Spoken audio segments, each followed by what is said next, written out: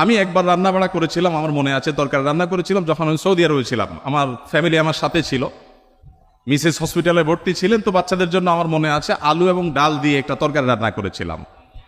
দুর্ভাগ্যের বিষয় যে সেই তরকারি আমি ছাড়া পরিবারের সদস্যদের কেউ খায়নি। বহুত ফজিলত বর্ণনা করলাম, বহুত বোঝানোর চেষ্টা করলাম, বাচ্চারা কেউ সেটা ছুঁয়েও দেখেনি, তারা জাস্ট উপহাস করে ছেড়ে দিয়েছে। অথচ সে আলু আর ডাল রান্না করতে যে পরিমাণ কষ্ট আমার গেছে, যে পরিমাণ ঘাম আমার ঝরেছে, যে পরিমাণ পেরেশানি আমার হয়েছে, সেটা আমি বলে তাদেরকে বোঝাতে পারতাম না। তো আমরা যারা কথায় কথায় খাবারের দোষ ধরি, আমাদের নবী সাল্লাল্লাহু আলাইহি ওয়াসাল্লামের এই সুন্নাত থেকে শিক্ষা নেওয়া উচিত যে মা বোনদের, আমাদের স্ত্রীদের, মহিলাদের খাবার যদি কখনো পছন্দ হয় আমরা খেলাম, আর অপছন্দ না হলে আমি খেতে চাচ্ছি না অপারগতা প্রকাশ করলাম, আমরা দোষ ধরবো না। খাবারের দোষ ধরেন নাই জীবনে কখনো, এরকম মানুষ এখানে আছেন? একজনও আছি আমরা? থাকলে হাত তুলতে পারেন। একজন হাত তুলছে। আপনি খাবারের দোষ কখনো ধরেন নাই? কিভাবে সম্ভব? খাবারের দোষ কখনো ধরেন নাই? লবণ কম হয়েছে, এর চেয়ে ভালো হইতে পারতো, এরকম কখনো বলেন নাই? মাশাআল্লাহ, তো আপনি তো মহামানব।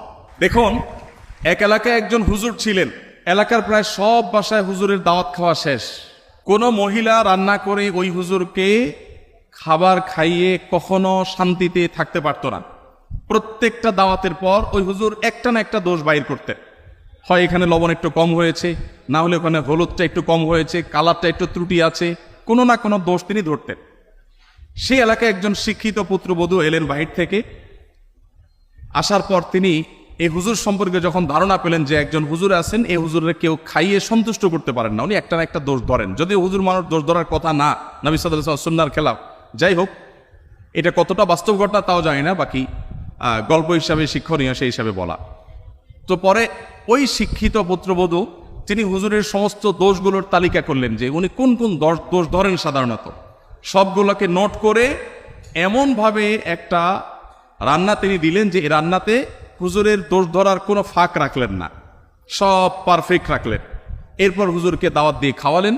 খাওয়ার পরে এবার পুরুষদের দিকে দিয়ে জিজ্ঞাসা করলেন, এবার হুজুরকে জিজ্ঞাসা করো আজকের খাবার কেমন হয়েছে, কমেন্ট করতে বলো। এখন বেচারা হুজুর দেখলেন যে আসলে কোনো কমেন্ট করার জায়গা নেই, তো এবার বললেন যে আসলে এত ভালো না, এত ভালো না। তো যে ভদ্রলোক বলেছেন যে আপনি কোনো দোষ ধরেন নাই কখনো, আমি জানি না যে আপনি এই টাইপের কোনো দোষ ধরেছেন কিনা কখনো।